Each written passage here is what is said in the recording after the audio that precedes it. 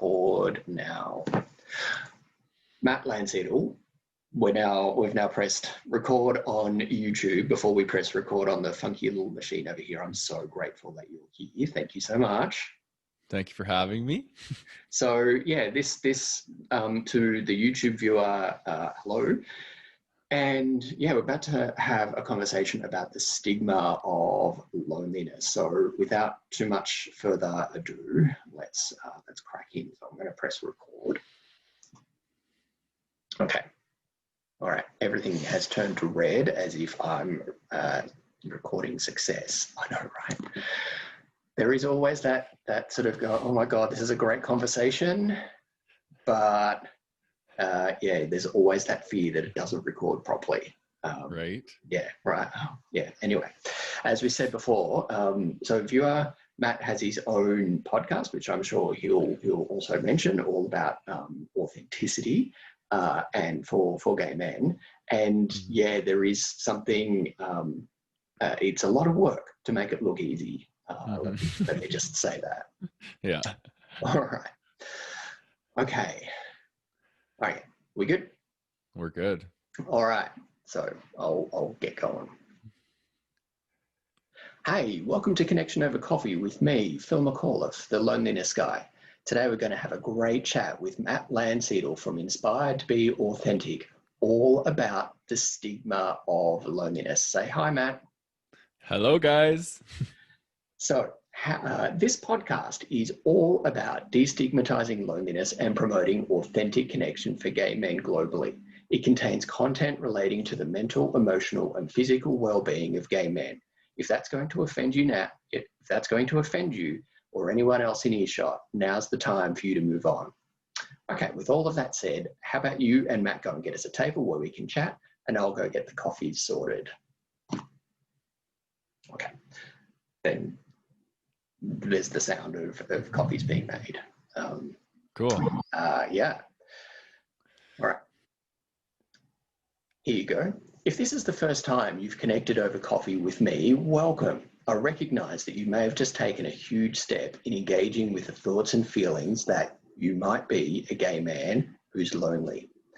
I recognize this as a big step, and the courage that it's possibly taken you to just press play right now. I'm proud of you, and you've picked a fantastic episode to press play on, because we're going to talk with Matt Landsiedel about the courage that it takes to engage with the thoughts and feelings of loneliness because of the stigma we experience about it. Matt, welcome. So pleased to have you here. It's great to be here.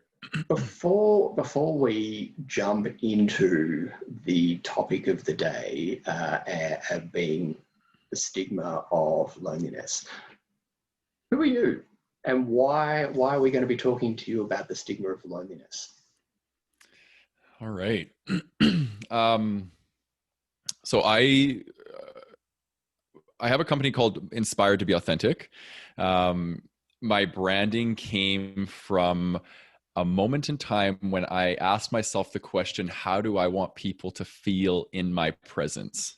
What emotion do I want people to feel when they're in my presence? And I first started off by saying, I want people to feel inspired, right? That's what I wanted people to feel. And then it didn't quite feel complete. And I was still kind of chewing on that. I'm like, I want people to feel inspired to be authentic. And I had a light bulb moment. And, a lot of what authenticity is, it's showing up in your fullness, in your true nature, and connecting with people. And the main motivation behind my work is to help gay men find their truth, become confident in that truth, and share that with others in deep, meaningful connection. So the word loneliness for me is so meaningful, and it brings up a lot of stuff for me because of my experiences growing up and feeling lonely a lot of my life and feeling disconnected a lot of my life. So I think our brands align magically. So I'm really looking forward to this conversation, and I'll unpack a little bit more about my story and who I am as we go. I think it'll naturally, organically work its way in, but yeah, that's kind of the starting point. Yeah, and well, I don't know if a better starting point could have been arrived at, because one of the things that I did want to really dig in, and you have just said it, about loneliness and feeling disconnected. Mm. And I think that is almost the like the summation of loneliness as an issue in the I don't want to say like the popular media, but you know, there's a lot going on at the moment as a result of the pandemic. I think loneliness has come to the fore. But the listener knows that I've written on this, and I've said this a few times in the podcast, that the pandemic has merely highlighted the level of disconnection, the social lack of social connection that was already there, that we had been wallpapering over those cracks for a very long time. But why is it?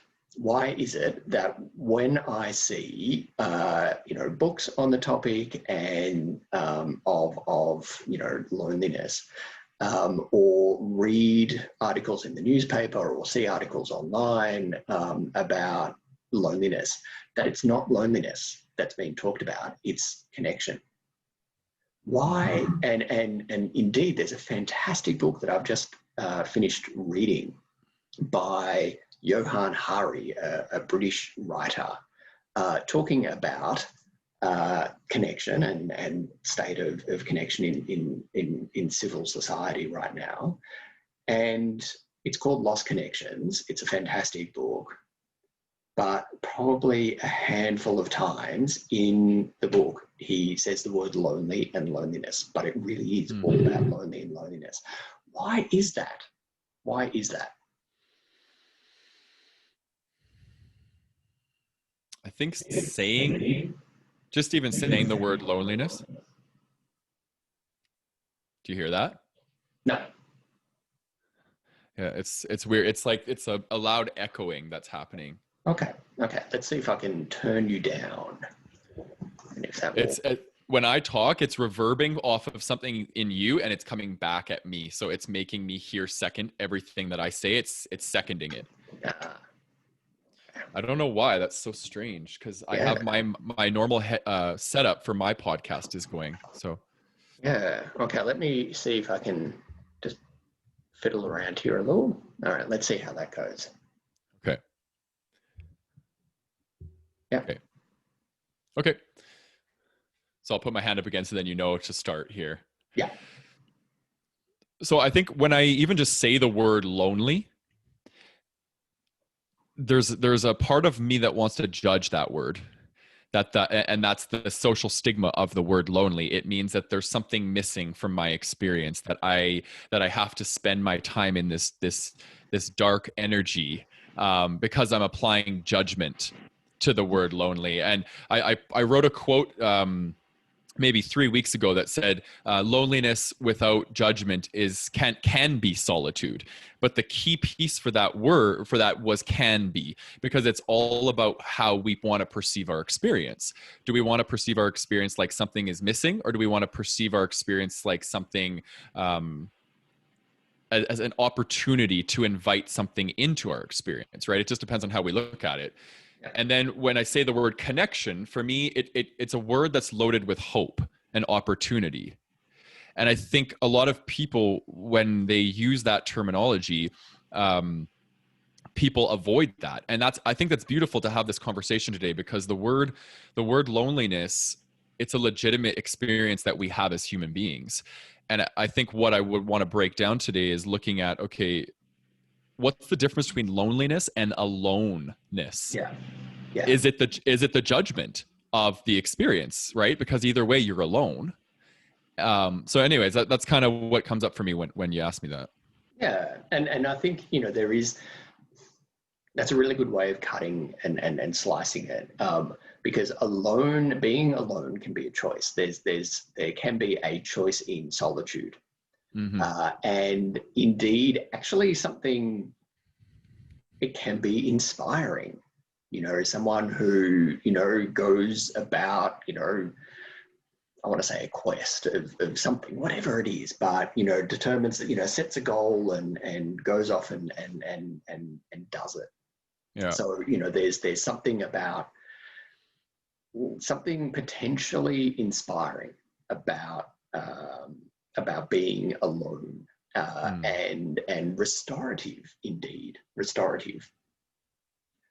But yeah, loneliness, I have the sense that oftentimes when we realize that we're lonely, and experiencing loneliness, which is an absolutely normal human emotion to experience. Loneliness is at its core, as we know, simply an invitation to get the kind of connection that we need. We're not meant to live in the state of loneliness. We're meant to go, actually, I need to take steps to connect. I want to get to that bit just in a moment. Mm-hmm. But that loneliness, we often wade into our loneliness, and it's not until years down the track that we realize that, we don't have any meaningful connections with other people. And then, it seems like we're at the base of a cliff looking up, and we need to scale that to get the connection that we need. But it's been a very gentle, oftentimes, descent into that loneliness, where we have waded kind of through busyness, perhaps, through busyness, lack of awareness, numbing, a whole range of issues. But yeah, I think, what do you say then, Matt, when you hear people, in your coaching practice, you hear your clients say, or you hear within yourself, that I can't be lonely because I've got so many people in my life, like I'm surrounded by people. What do you say to that? I immediately asked myself the question when you said that. How can I be connected to if I can't, or how can I allow myself to be connected to is the key. How can I allow myself to be connected to if I can't allow myself to be seen? That's the discrepancy. That's the issue here, because connection happens, meaningful connection happens in an authentic state, when we are willing to be vulnerable, when we're willing to put ourselves out there. And I think the common experience that a lot of gay men have is they have this experience growing up where they have a really hard time being authentic, because our authenticity means we're risking rejection, we're risking violence potentially, so we hide who we are. Okay, and then what ends up happening is we go through this experience of hiding who we are, and we carry that into all aspects of our life. And what the product is an adult gay male who doesn't know how to actually connect in deep, meaningful ways. So we experience a ton of loneliness as gay men because of this reason.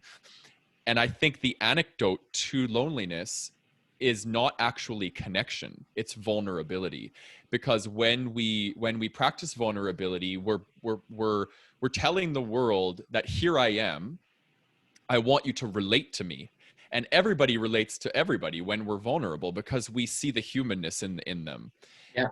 But the biggest reason why we don't is because we fear rejection. But 9 times out of 10, when we're vulnerable, we actually get connection. So we have to be willing to risk rejection in order to have connection.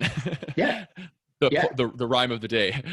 Yeah. And coincidentally, that was a point that my friend, coach, and mentor Mike Campbell said in the previous episode, is that those times when we are, when we're looking back on our lives and we're feeling seen, we're feeling heard, we feel that we belong, we get that spark of connection, as I call it, up the back of our necks, like where we feel in that moment seen, heard, and that we belong.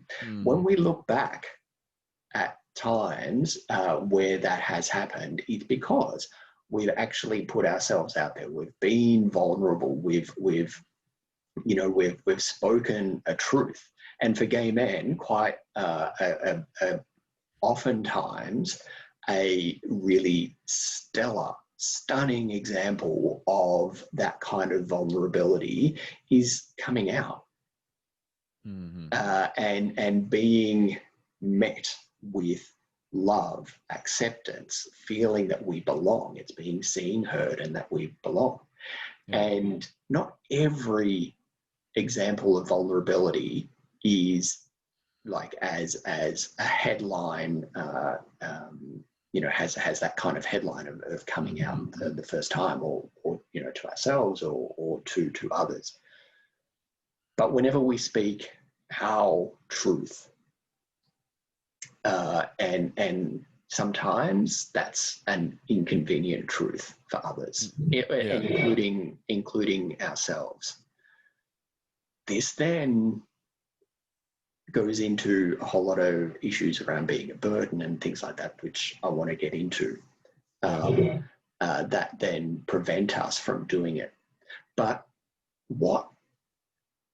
bringing back to your point, Matt, what is it that prevents a gay man from being vulnerable now? Once they're out, once they've realised that they've been they've had their coming out, and life has moved on. They might be feeling lonely not as a result of their sexuality, but as a result of other things in their life. What stops people from being vulnerable? I would say there's a couple things. I would say one of them would be a lack of development of authentic self, because they've been hiding for so long. They're not quite sure how to relate to the world because they're not sure who they are. They've spent most of their life denying who they are, that they're not sure how to relate to the world around them. So in order to be vulnerable, we have to be, we're sharing our authenticity, right? We're sharing who we really are, our true nature. And if we don't really understand that, it becomes more about learning about yourself before you can share about yourself. So that would be one of the things. I think second to that would probably be self-worth plays a role. Wanting to share who you are, wanting connection, but not feeling secure enough in your sense of worth to show up and be loved and be liked and be connected to, because you're not having that relationship with yourself. I think that would be number two. And then number three that comes up for me would be a fear of rejection.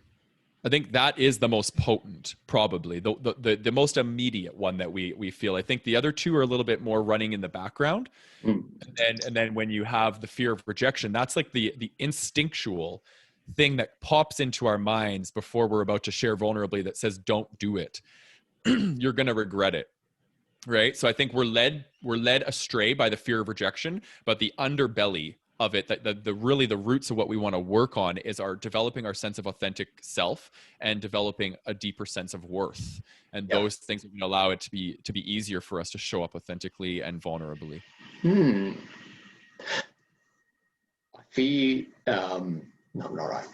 feel that that's right at the core of the issue, is that fear of rejection. And so not only is it, the stigma of loneliness, and this is what I wrote in my blog post of the same name. Which, listener, there's a link in the episode description.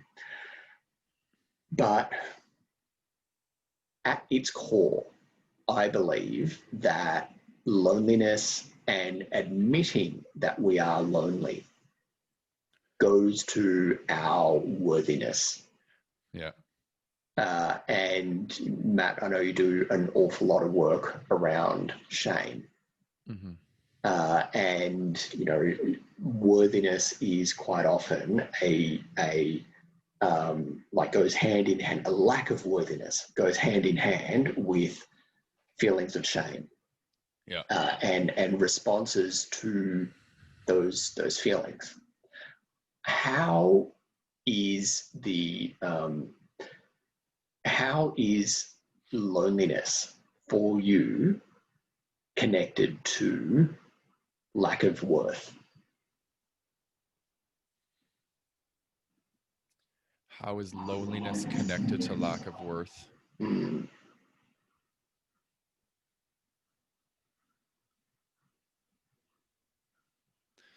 I would probably say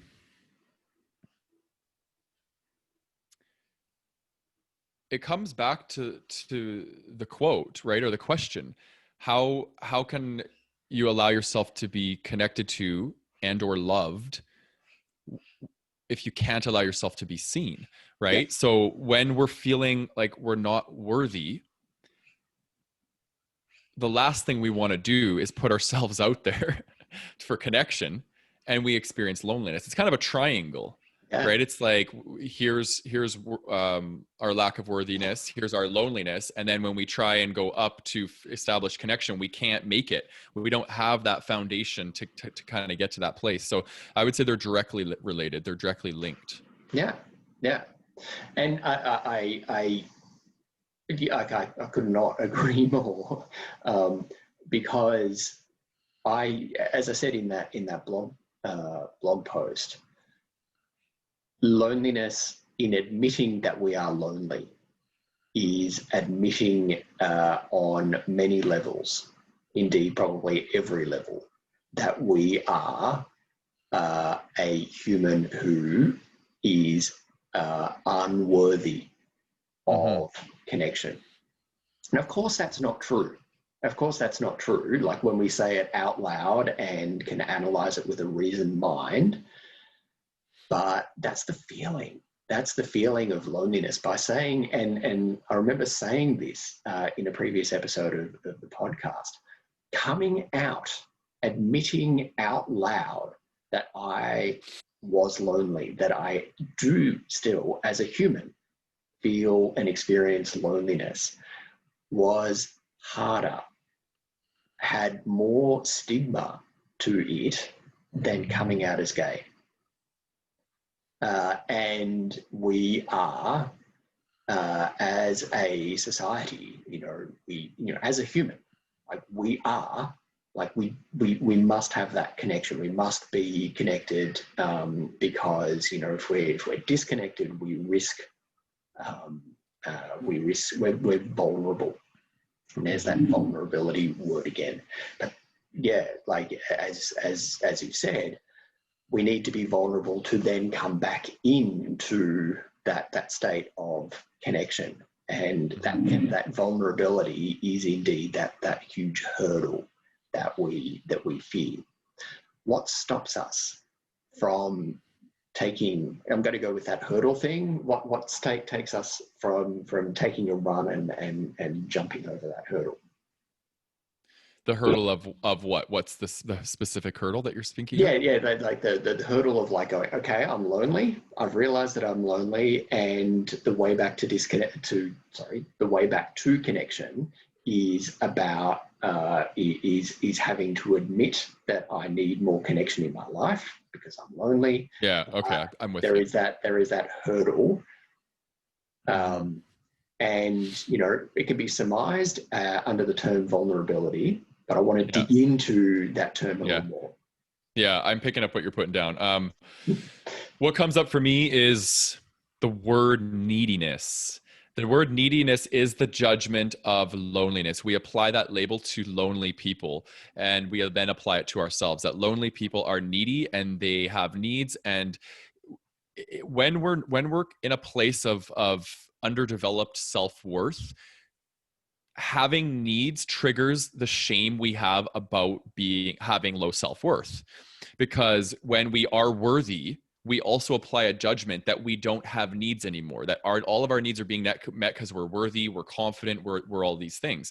So I think it's reframing what it means to have needs. is why is neediness a dirty word, right? We're human beings. We have basic needs, we have emotional needs, we have spiritual needs. It's good to have needs. And one of the things that indicates somebody having a strong sense of self-worth is knowing what their needs are. And when we know what our needs are, we're more inclined to want to protect those needs, to have and to have those needs met. And that's where boundaries come into play, right? So we can establish boundaries so we protect our sense of self. So I would say, yeah, one of the biggest barriers probably to people wanting to reach out and establish connection is the feeling that they have, which is probably likely shame around being needy. I don't want to be needy. I don't want to impose myself on other people. Yeah, yeah, yeah. That whole theme there of being a burden. Mm-hmm. And I really want to unpick that some more Okay. because for me, that completely resonates in my own personal experience. Like, oh, I don't want to impose, and because you spend so long as humans cultivating the facade of, particularly for men, but not exclusively the domain of men, putting the facade, building the facade that we've got all our shit together, we know how to do everything all the time, and to ask for help is that weakness. Mm. I call those the 3 C's: calm, cool, and collected. That's how we all want to be seen as Yeah, men, right? We're yeah, calm. We don't have needs. I don't need you, and I'm cool. I want everybody to see me as like this, like happening person. And then collected, I have my shit together, right? These are all judgments and labels we put on ourselves to try and appear to be a certain way, and it pulls yeah, us so far away from our authenticity, and it prevents us from being vulnerable. So I like how yeah, you picked that up. yeah. And thank you, because it is. It's really hard. Like, there are so many layers to, I'm mixing my metaphors here, forgive me, but there are so many layers to get through before we can take the leap. Mm-hmm. And it is, the judgment of self. Like, my experience, and I don't know how it is for you, Matt, and how it was for you, but like like working through that, um, uh, working through the process of getting to loneliness. It's like, and I remember it coming up, like the thought came up a few times before I actually like went, right, maybe I am, and accepted it. But I'm like, no, I can't be lonely. No, it can't be loneliness, like that I'm feeling so shit within myself that I'm feeling like a fraud. I feel like, I'm occupying a shell, and it became exhausting, putting, like maintaining that facade of being cool, calm, and collected, having all my shit sorted all the time, knowing exactly how to respond to every situation that life put at me. And I remember dismissing that initial thought. I'm like, maybe I'm lonely. No, can't be lonely. Got friends, surrounded by people, and things.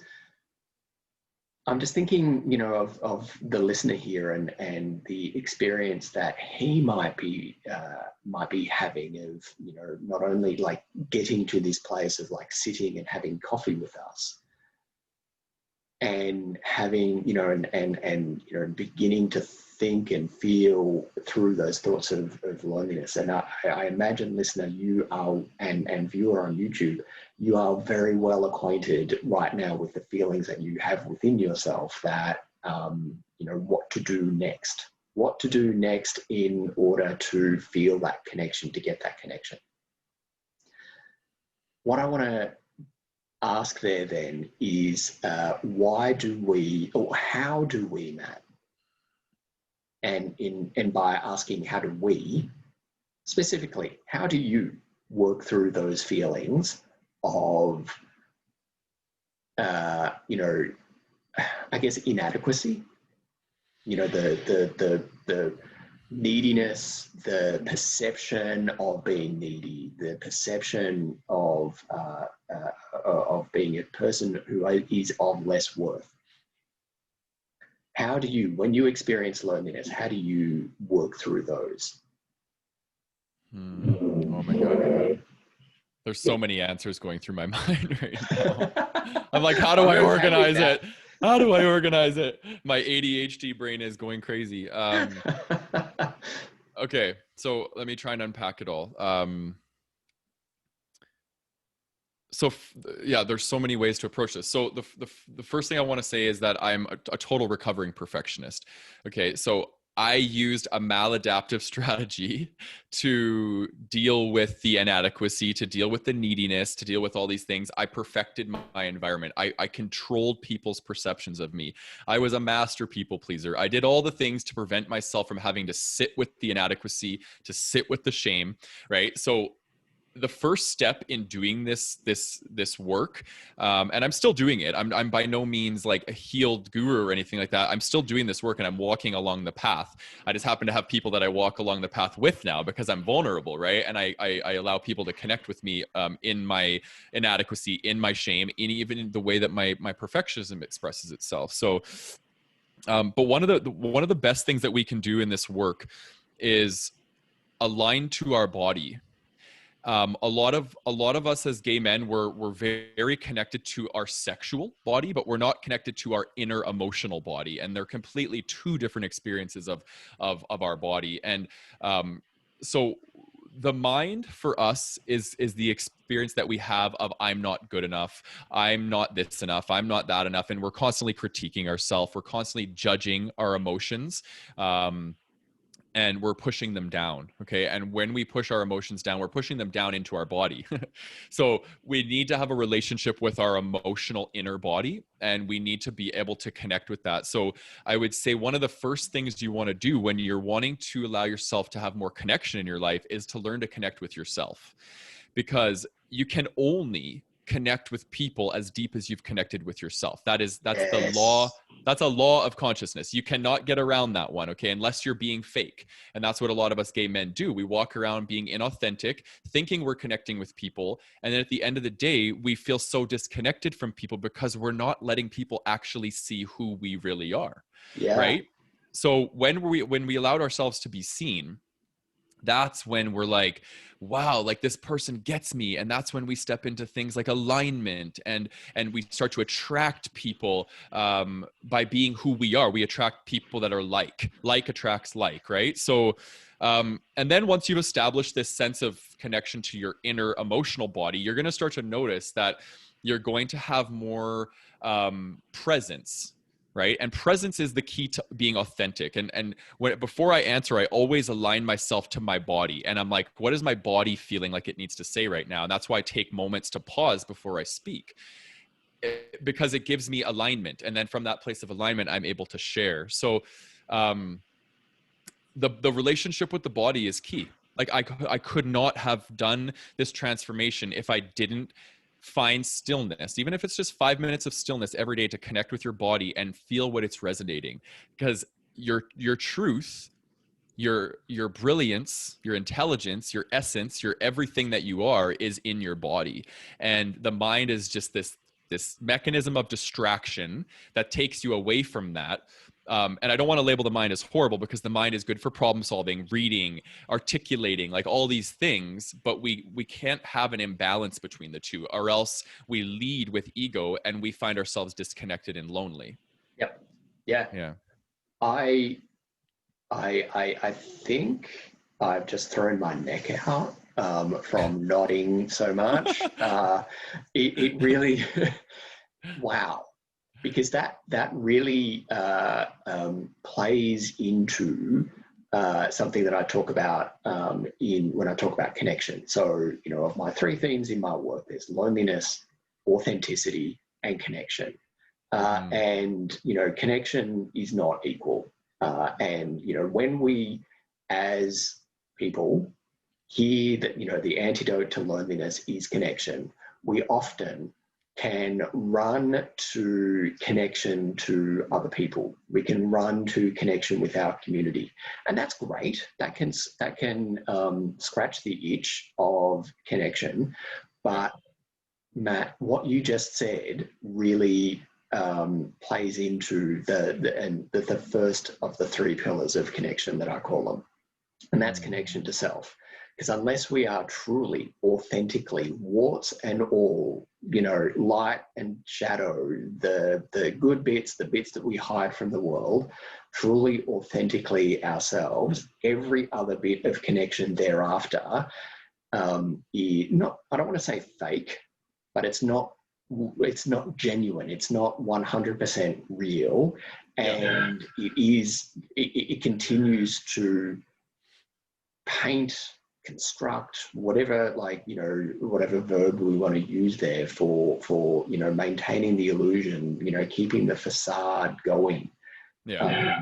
And that not only is, there that stigma to connection, to loneliness, but getting to authentic connection is, what we need to do, once we've actually admitted, allowed ourselves to feel, as you said, put the brain in neutral and check in with what's going on in our bodies and where we're not in alignment, and then to work towards getting the connection that we need.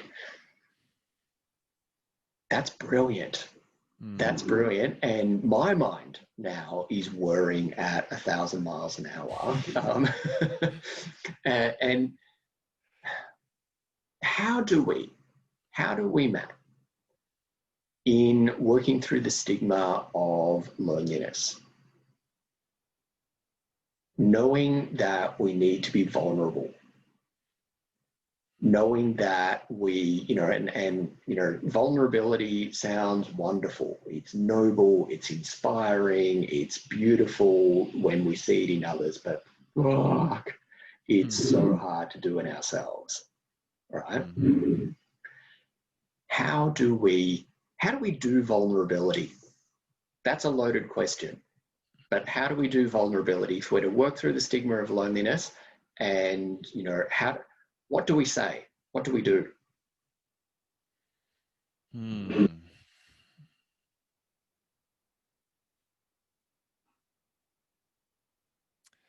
I'm taking a course right now every Tuesday night from 7 to 10. It's called Authentic Relating.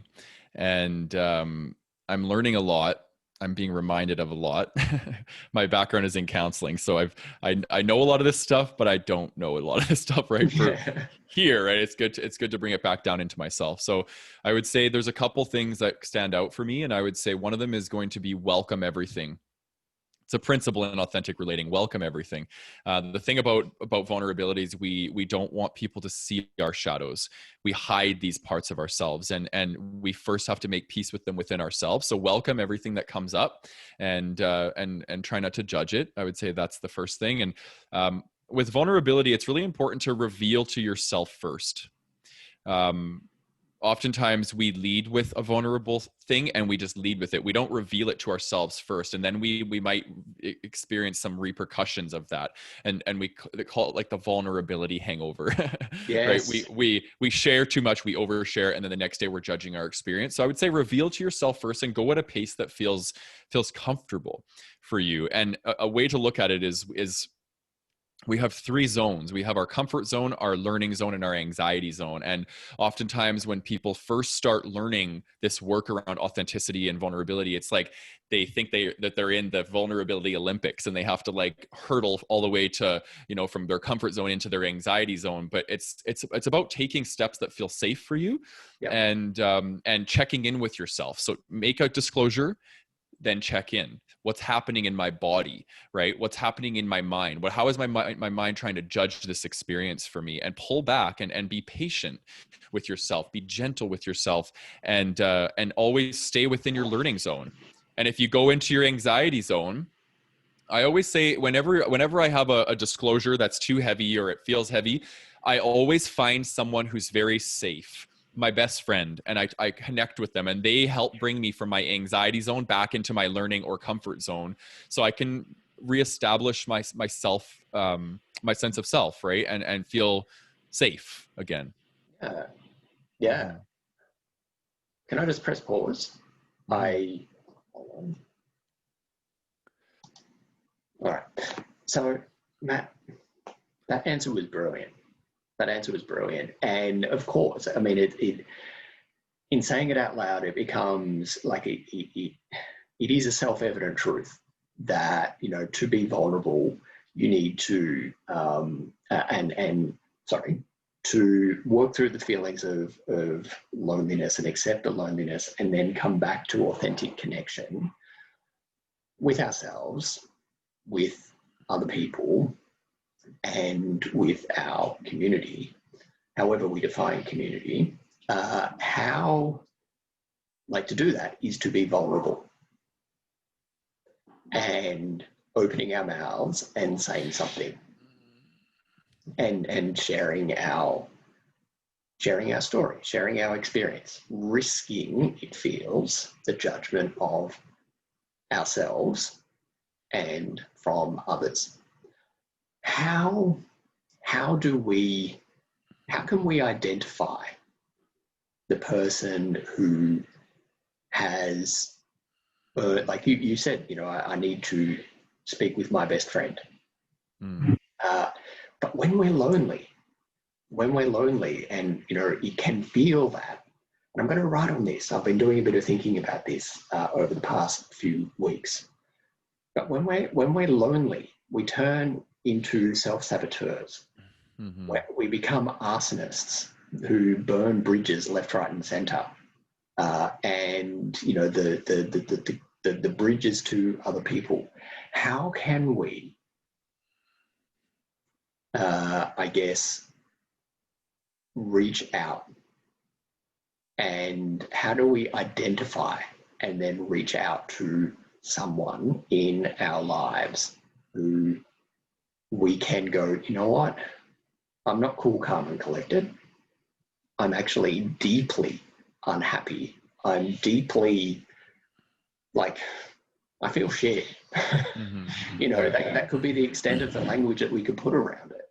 Yeah. How do we identify that person when it can feel like no one is in our lives to receive that? It's a really hard question.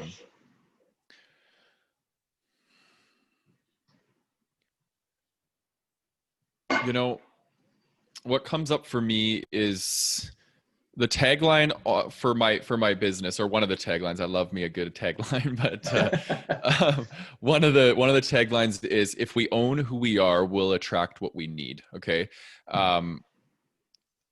It's a cycle.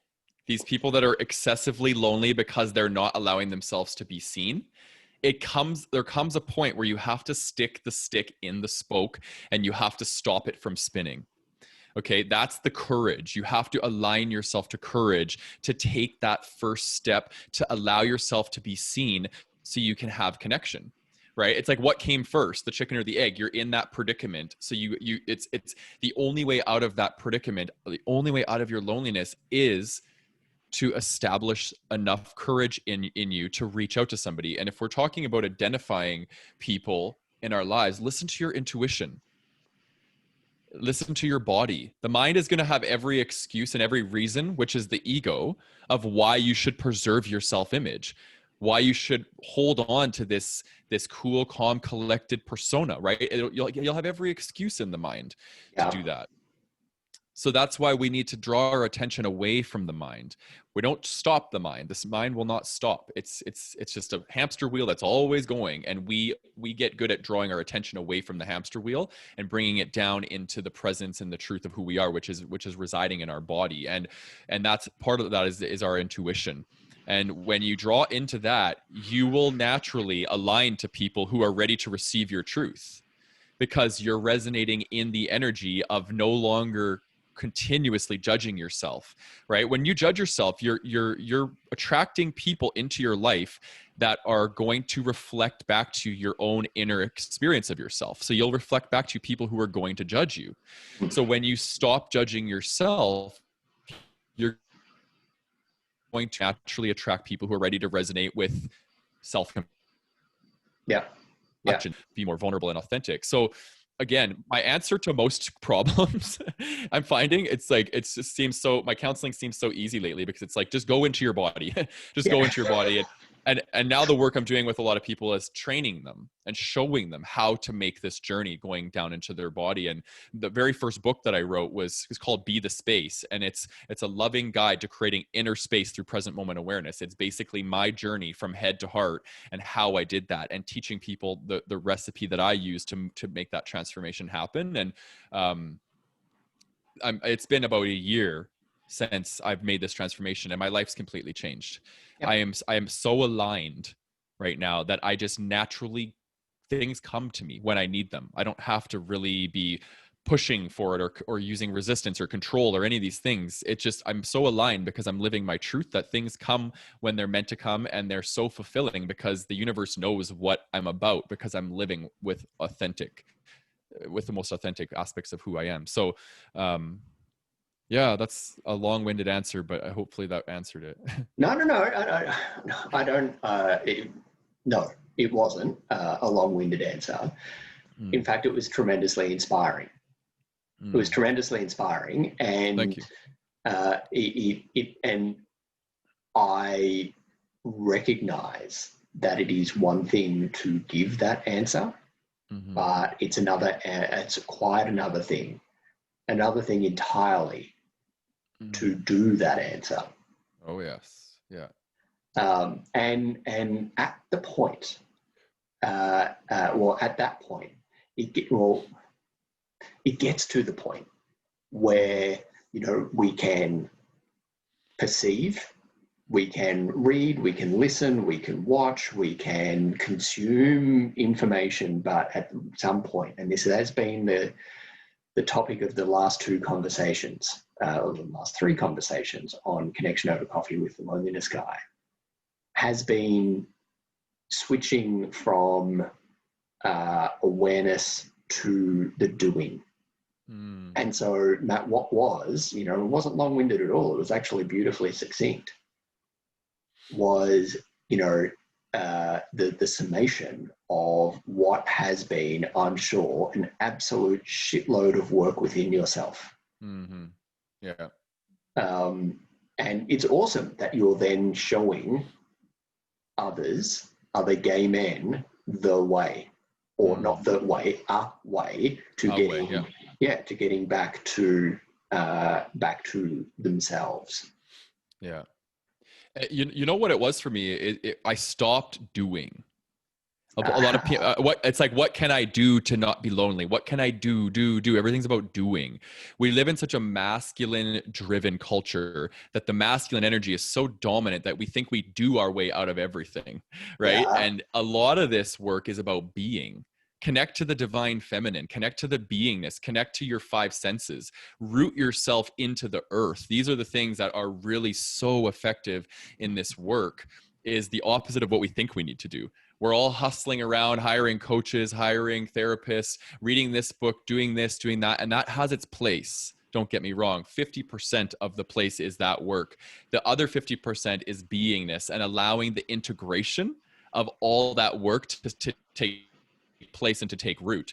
If we don't allow ourselves stillness for integration, all that work is for nothing. It just sits in our consciousness, in our mind, and just spins on the hamster wheel. It doesn't allow it to actually integrate into becoming the new cellular intelligence in our body, so it can therefore infiltrate our experiences and through our energy, right? So yeah, and I'm so passionate about that because I hustled for so many years. I hustled and I spent so much money and time and energy on all of these things that I was trying to fix myself. I was on this journey of fixing my defectiveness, and I was using perfectionism, and I was using all these modalities and things, and I didn't allow myself time for my central nervous system to just take a breath and allow all those things I was doing to finally be absorbed by my my soul, really, my Yeah. soul, my heart, right? So yeah.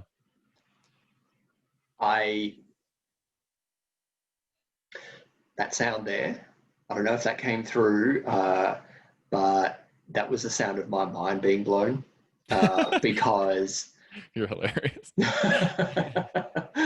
thank you. It is what, I'm not going to lie. Like I'm not like, for me, when I hear, spiritual, like, as a raised Catholic, Catholic educated, all that level of shame about sexuality and Catholicism. When I can still struggle within myself after having done a lot of work within myself, doing work with other men within themselves. I understand the importance of spirituality, and I have switched my perception of spirituality from, being told how many ways I'm going to go to hell in a building every Sunday morning to, there is, spirituality's connection to what's more, what's beyond. However that's meant to like be defined. But it's like, going and, climbing a hill and looking at the mountain and looking at the view and being awed, that's really, important. In saying all of that, I continually find in my life that I am walloped around the head by the universe to like read a book, to, like it's a book that someone, that over the course of 2 or 3 days, like I hear, I see on social media or I hear from friends making recommendations that I need to read this book, multiple times in a few days. I'm like, okay, universe, I'll pay attention. I'm going to get that book. And this right now, what you just said, that hustling, the doing is like, for me, what blew my mind just now is like, this is exactly the issue that I'm wrestling with within myself right now, within myself and within my work. So, we talked a little bit before we pressed record about accepting, this is the year to receive. I'm now going to be taking that wisdom and working to sit with it, like allowing it to be, and then weaving it in to my day today. Because you're right, it goes to that hustle, the hustle for acceptance. Yeah. And when we are lonely, bringing it back to the stigma of loneliness, that the stigma in and of itself is around the, that lack of worth. And if that is not one of the most horrid experiences, one of the most horrid feelings for a human to feel, Yeah. then I don't know what is. Yeah. And that right there is, to me, don't know about you, but the stigma of loneliness. And doing, being, so both the doing beyond that and the being beyond that, that's really hard work. I laugh because the beingness has been the most beautiful aspect, but it's also been the most painful aspect, because I am always asked to be in stillness, and me and stillness are best friends and enemies all in the same experience, because it's so painful sometimes to sit in stillness, right? And I really want to let the listeners know that one of the best mantras to lead with in this work is welcome everything. Because when you stop and you stop distracting yourself and you stop repressing your feelings and you want to move into beingness, so much stuff comes up. The mind gets extra chatty. The heart starts to ache. All these things, your body starts to have these feelings and experiences. Allow everything, allow it all to be there, and don't judge it, because it will happen. And all it is I like to also live by the mantra that when we have these experiences that come up for us, they're releasing. They're not being relived, right? We have this like emotional onion that we layer up inside of us from all of these emotions that we've never allowed ourselves to experience, and they need to peel off. So when we find stillness, that's when they peel off. So if you find yourself laying in stillness and all of a sudden you just start crying, welcome it, allow it, because you know that your onion's peeling back, and the smaller your onion gets, the more space you have inside your body for joy and love and abundance and all these other beautiful experiences we're wanting to cultivate as human beings, right? And connection, which is how we can draw it back to loneliness. The more you shrink your inner emotional onion, the more space you have for connection to alleviate your loneliness. Again, lost count of how many times I loved what you just said. Yeah. It is, allowing ourselves to experience the unpleasantness, to experience the feeling of loneliness, and experiencing it for what it simply is that invitation to ourselves, our body's way of inviting us to get the connection that we need. Yeah. Obviously, this almost goes without saying, but I need to say it anyway. There is no easy way back. There is no fast way back to connection. There is no, basically once we get to chronic loneliness, once we've allowed that seed of disconnection to germinate within ourselves, let it take root and turn into a fully fledged, giant sequoia tree. Within ourselves, and it's become chronic loneliness. Like it is hard work, but it's the work of life. Yeah. And I've said this a couple of times to guys that are in a group coaching program that I run, and about connection. Connection is not something to do. It's not a rainy day project. It's not a side hustle. It's not, something that we do when we have enough time. It's not something that we do when, some certain criteria in the future has been met. It's something that we must do daily. Yeah. Moment to moment. And it is as important to us humans as potable water and non-rancid food. Yeah. Yeah. But it requires us to, as you say, Matt, to let go of the ego, let go of the cool, calm, and collected, the facade that we've got, that we've carefully constructed, that we've expected, how we've responded to what we feel is expected of us. Yeah. For whatever reason. Yeah. Yeah. And allowing that to be. Wow. Yeah. Beautiful.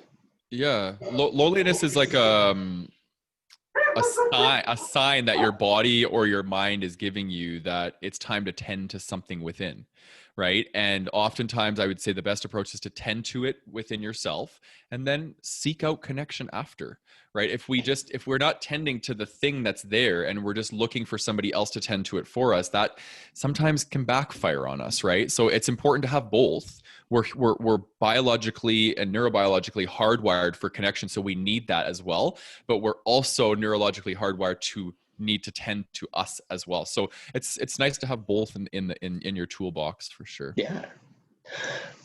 Matt, I know you need to move on and get on with your day, and the listener also needs to get on with their day. So we'll wrap this coffee up.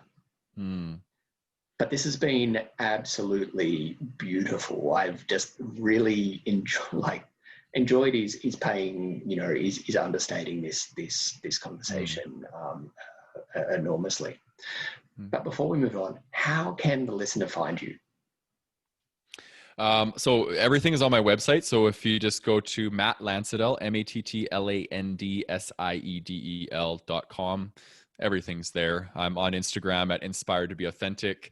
My book is called Be the Space. You can find it on Amazon just by typing in my name. It's my only product. So yeah, that's that's the spiel. But everything's on my website. So if you just go to my website, you can find everything there. And listener, there's going to be a link to the to Matt's website in the episode description. And Matt, finally, what's next in your quest for world connection and authenticity, or authentic connection domination? What's next? What can we look forward to? Well, I have a few things coming down the pipeline. I'm working on a course on self-worth. That'll be, it's a couple months out yet. And then I have another course coming out that's with three other coaches, or two other coaches within the Brotherhood. And we're going to be offering a course on shame and how to move through shame. So yeah, two courses that I'm really excited about coming up, and then just a lot of collaborating right now. It's really cool. I love collaboration because I've spent a lot of my career not collaborating and just really working within myself. And so it's nice to be able to work with people and share ideas and creativity and stuff like that. So yeah. Nice. And as collaborative is my first value. I like that completely echoes and resonates with me. Yeah. So Matt, listener, I do want to say in wrapping up that as tempting as it is to work through the stigma of loneliness, to work through the thoughts and feelings of loneliness, be it short-term loneliness or chronic loneliness alone, we miss a almost perfect, near to perfect as it gets, way to connect with people. In doing it alone, we completely miss the point. We can only come back to connection with ourselves, with others, and with our community, with other people. So including connecting with ourselves. We need help to connect with ourselves. Yeah. So listener, look Matt's work up, and also consider becoming a subscriber to The Loneliness Guy. And for a monthly fee of $9.95 Australian dollars, which is about $6.50, $7 US a month, come and join a group of other gay men who are working through the thoughts and feelings of loneliness in a kind, supportive, and in a challenging way, where we go to both do connection and allowing that connection. You can't do it alone, and indeed, the temptation, as I said, is to do it alone, but you simply can't. Come get the support that you need and give support to other gay men, and go to thelonelinessguy.com/subscribe for more details for that. But Matt, I just want to say how profoundly grateful I am for you coming and having coffee with us today. And I, just want to, just so thankful. Thank you. Yeah, I'm grateful that we were able to have this conversation, and this is what I live for: connection and authenticity, and inspiration. And I'm leaving feeling all of those things. So thank you. My pleasure. We'll catch up next time. Thank you. Sounds good. All right. So that's off. I'll stop recording this in a moment, but viewer on YouTube, thanks so much for joining us and making it all this way. And we'll see you on the next episode.